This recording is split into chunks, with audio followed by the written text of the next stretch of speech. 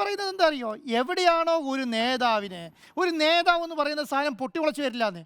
ഒരു ദിവസം രാവിലെ നേതാവ്, ഇപ്പം രാജീവ് ചന്ദ്രശേഖരനല്ലോ കേരളത്തിലെ CPM നേതാക്കന്മാർ, 15 വർഷം മുന്നേ രാഷ്ട്രീയ സംസ്ഥാന പ്രസിഡന്റാകുന്ന ശൈലിയല്ലല്ലോ. ഇതെന്ന് പറയുന്നത് വളരെ താഴേക്കിടയിൽ നിന്ന് കഷ്ടപ്പെട്ട് വളർന്ന് ഒരു പാവപ്പെട്ടവൻ്റെ ജീവിതശൈലി എന്താണ്, ഒരു മത്സ്യത്തൊഴിലാളിൻ്റെ ജീവിതശൈലി എന്താണ്, വീടി തൊഴിലാളിയുടെ ജീവിതശൈലി എന്താണ്, സാധാരണക്കാരുടെ പാവങ്ങളുടെ ജീവിതശൈലി എന്താണെന്ന് പറഞ്ഞു കൊടുക്കുകയും ഈ പറയുന്ന സംസ്ഥാനത്ത് നടപ്പിലാക്കാൻ പ്രാപ്തിയുള്ള ആൾക്കാരാണ്. കാരണം ഇന്നത്തെ പിള്ളേർ അങ്ങനെയല്ലായിരുന്നു. ഇപ്പം CBSE കോളേജ് പഠിച്ച് CBSE സ്കൂളിൽ പഠിച്ച് പുറത്തിറങ്ങി കാരണം ഞാൻ ഇടയ്ക്ക് പറയുന്നൊരു കാര്യമുണ്ട്, ഇനി ഒരു പിണറായി വിജയൻ സർക്കാർ അധികാരത്തിൽ കൂടെ വന്നാലുണ്ടല്ലോ, 5 വയസ്സുള്ള ഒരു കുട്ടി എന്ന് പറഞ്ഞാൽ 5 വയസ്സ് 2016 കുട്ടി ഈ 2031 20 വയസ്സാവും.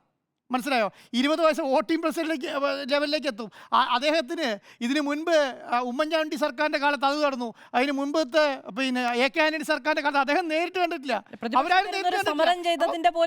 അറിഞ്ഞിട്ടില്ല. കാരണം അതൊന്നും മനസ്സിലാക്കാത്ത ശൈലിയിലേക്കാണ് നമ്മൾ കടന്നു വരുന്നതെന്ന് ഓർക്കണം. അപ്പോഴാണ് ഇതുപോലെയുള്ള പ്രാഗൽഭ്യമുള്ള നേതാക്കന്മാരെ എല്ലാം മാറ്റി നിർത്തിയിട്ട് ഇത് 2 ടേമാണ് 3 ടേമാണ് 75 വയസ്സ് എന്നൊക്കെ പറഞ്ഞ് മാറ്റി നിർത്തുന്നത്. ഞാൻ പറയുന്നത് കേരളത്തിൽ BJPക്ക് നടപ്പിലാക്കാൻ പറ്റുമെന്നേ, ഇന്ത്യയിൽ BJPക്ക് നടപ്പിലാക്കാൻ പറ്റും. വളരെ ഈസിയാണ്. കാരണം ഇത് ഇന്ത്യ ഭരിക്കുന്ന പാർട്ടിയാണ്. അവരെ സംബന്ധിച്ചിടത്തോളം എന്നിട്ടെന്താ, അവിടെയും ഇത് നടപ്പിലാക്കുന്നില്ല കേട്ടോ. അവിടെയും നരേന്ദ്രമോദി അല്ലെങ്കിൽ പ്രധാനപ്പെട്ട നേതാക്കന്മാരെ 75 ആകുമ്പോൾ കാണാം നമുക്ക്. 75 അല്ലേ?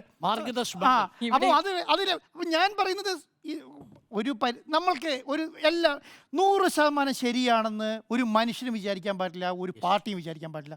100% ശരിയാവില്ലല്ലോ. പാർട്ടിക്ക് തെറ്റുപറ്റാൻ പാടില്ലേ? മനുഷ്യന് തെറ്റുപറ്റാൻ പാടില്ലേ?